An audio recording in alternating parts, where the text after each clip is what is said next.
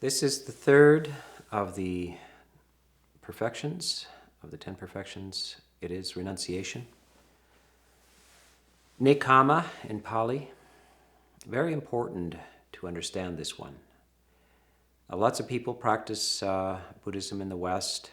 They come to it through lay communities. They practice in the household life. They practice meditation. But until they are understanding that there is something called the monastic order, and in order to become a monastic, either a monk or nun, one has to renounce the household life and all that goes with it. And this renunciation is extraordinarily important. It's very highly apparent in Asia, not so much in the West. There are not many monks around. And quite often there is this impression that it's a matter of just 6 of one, half a dozen of the other, whether to practice in the household life or practice in the monastic life, but it is not.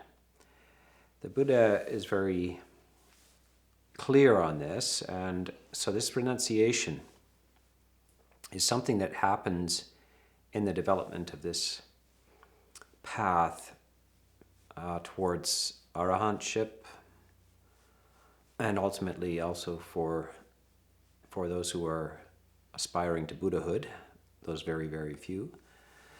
So this renunciation is renunciation of the household life, the life of the senses, sensory pleasures. And it is motivated by something called samvega. Samvega is variously translated sometimes as disappointment or disenchantment with the normal values of life. It can also be called a spiritual sense of urgency. The urgency is this, that it appears to you after some reflection, and you have to be a certain type of person, that sensory experiences are very shallow and brief. And that when you get entangled with work and families and social life, that it is time-consuming, can be a draining experience. There are all kinds of tangles that you get into, and there's a lack of freedom in that. And the Buddha calls this the dusty, narrow life, that the household life is dusty and narrow. He compares that with the monastic life, which is spacious and free. And so this is the idea of renunciation. Renunciation is letting go of things which are burdens, are entanglements, are impediments, are problematic, and to aspire to a much higher sense of freedom. Should not be confused with selfishness. It is not a matter of that. Those people who are selfish or greedy are always entangled in the shallower things in life. That's the nature of it. They're not aspiring to renunciation. So this is the simile often used is that as a king gives away his kingdom and walks away. So it's an idea that things that are of highest value, you can imagine being a king at any point in history, all of the power and the wealth and the fame and etc., that most people aspire to. They would like that lifestyle, and occasionally you see a king walks away. There was a king, Edward VII, one of the British kings, who renounced the throne to marry a commoner.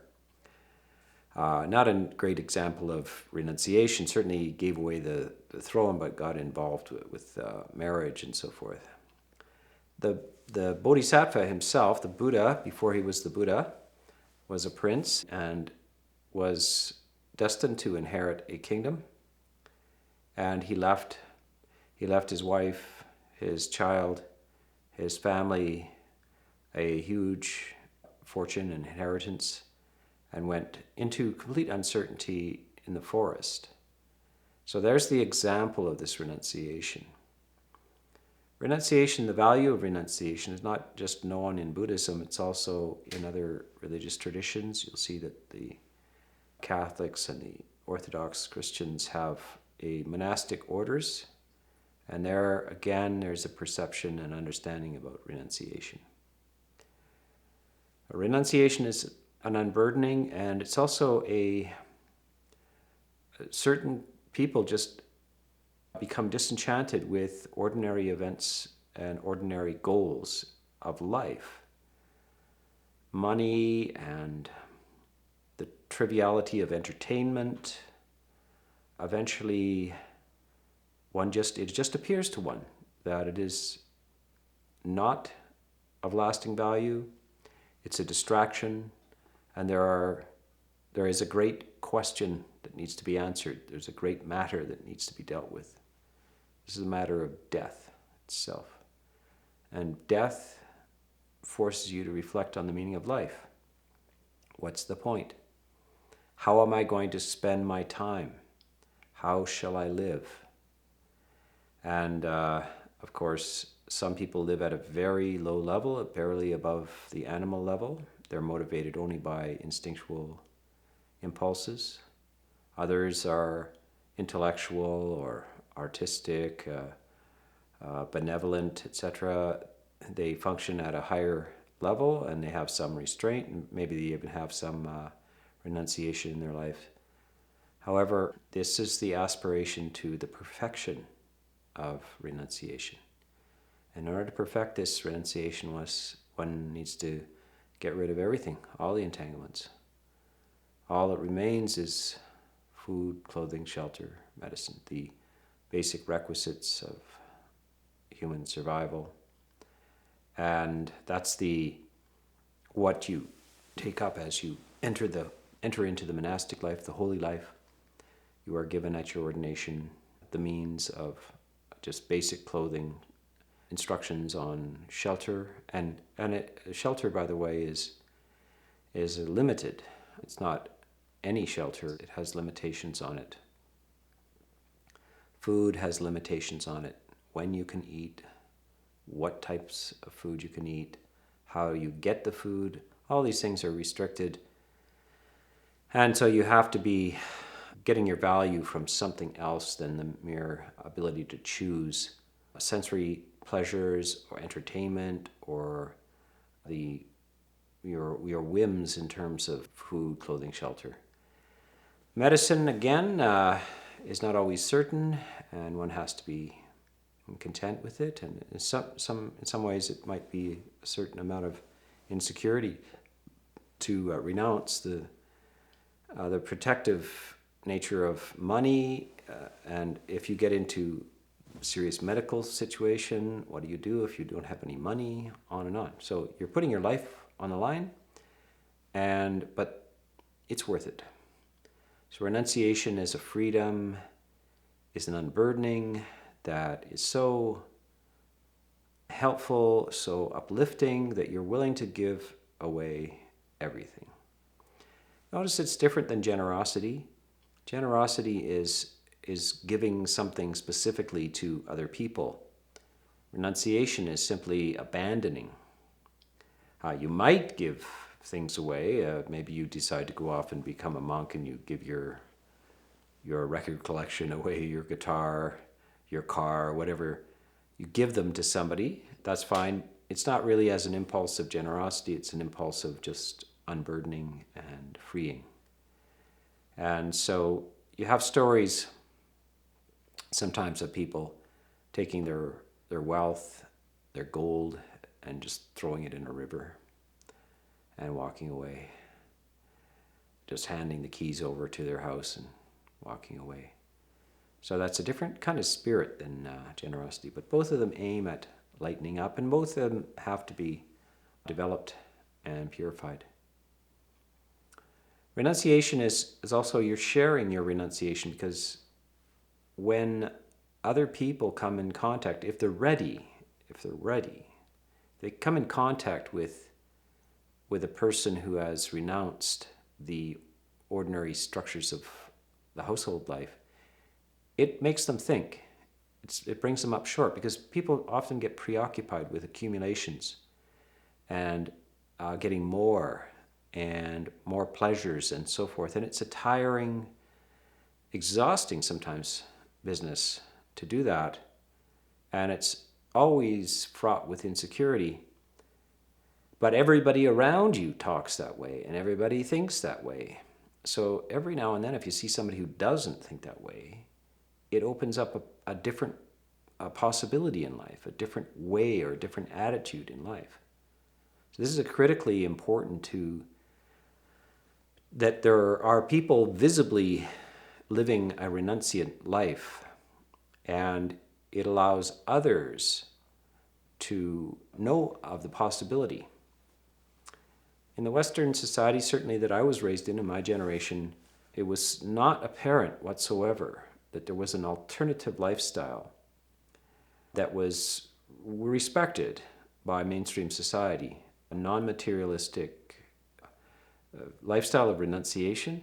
In the 60s and so forth, some people tried to renounce it as kind of like amateurish renunciations, hippies and back to the landers and various attempts like this, because there were no formal models to allow one to renounce in a trained way with training.